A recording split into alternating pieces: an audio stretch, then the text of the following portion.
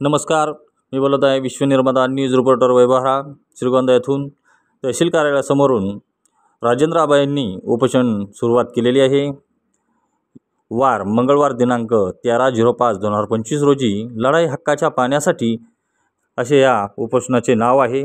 प्रमुख मागण्या: कुकडीचे आवर्तन तातडीने सोडण्यात यावे, रोटेशनचा कालावधी व रोटेशन कसे करणार हे जाहीर करावे, कर्जत आदी श्रीगोंदा तालुक्यात पाणी मिळावे। राजेंद्र आबा मस्के प्रमुख उपस्थिती व शेतकरी महादेव मस्के, प्रमोद मस्के, सुनील वाकडे, खामगाळ वकील नवनाथ आवटी, अनेक शेतकरी उपस्थित।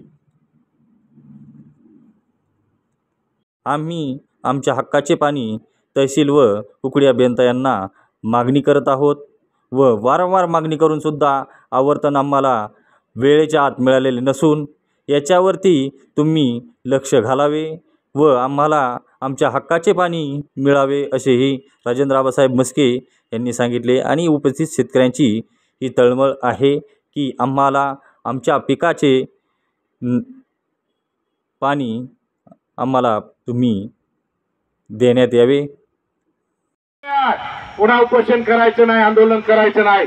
आता आरपारची लढाई करा। कुकडीच्या कालव्याचं पाणी 2 दिवसामध्ये सोडण्याचा निर्णय होणार आहे। फक्त बैठक झाली 5 तारखेला। कसा हवा 5 तारखेला जिल्हाधिकाऱ्याच्या दालनामध्ये अहिल्यानगरला बैठक झाली। कुकडीच्या पाण्याचं नियोजन झालं नाही, हे आमच्या शेतकऱ्याचं दुर्दैव आहे। आणि म्हणून अनेक प्रश्न आहेत समाजाचे। या ठिकाणी काय चाललंय, कोणत्या विभागात काय घोटाळे चालले, तहसील कार्यालयात काय चाललंय, कुणी पाहणार आहे का? प्रभारी तहसीलदार कोण आहे? प्रवीण मदगुल का मदगुल त्यांनी चार्ज घेतलाय। अहो एका फाईलवर सही करीना हे तहसीलदार। मी जिल्हाधिकाऱ्याला सांगितलं आता चार्ज काढून टाका। एखाद्या नायब तहसीलदाराला द्या, ते म्हणले नायब तहसीलदार बी निलंबित झालाय। मला दुसऱ्याकडे द्या, नाही तर दुसऱ्या तालुक्याला द्या, एखादा नवीन तहसीलदार या ठिकाणी आपल्याला येऊ द्या, अशा प्रकारची त्यांना विनंती केली ना। आज सुद्धा मी जिल्हाधिकाऱ्याला त्या ठिकाणी भेटणार आहे।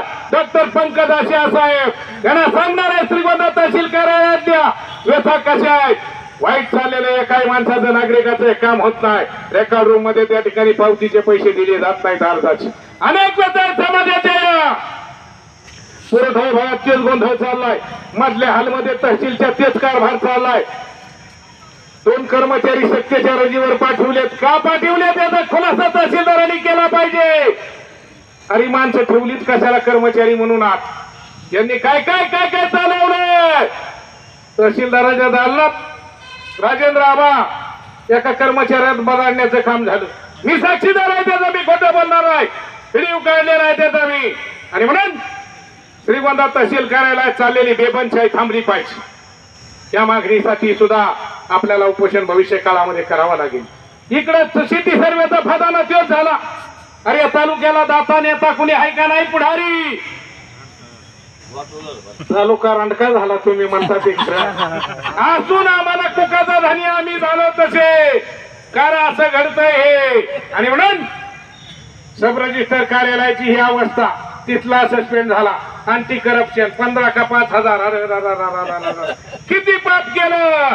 इकडे सिटी सर्वेचं ते झालं, तहसील कार्यालयाची 2 सस्पेंड एकाच दिवशी। मीच गेलो राज्याच्या महसूल मंत्र्याकडे, त्यांनी फोन केला। अपर मुख्य सचिव राजेश कुमार 3 वाजता ऑर्डर आणली, इकडे पाठवली, जिल्हाधिकाऱ्याला पाठवली। आणि म्हणून श्रीगोंद्याच्या कुकडीच्या अधिकाऱ्याचा समाचार आबा घ्या।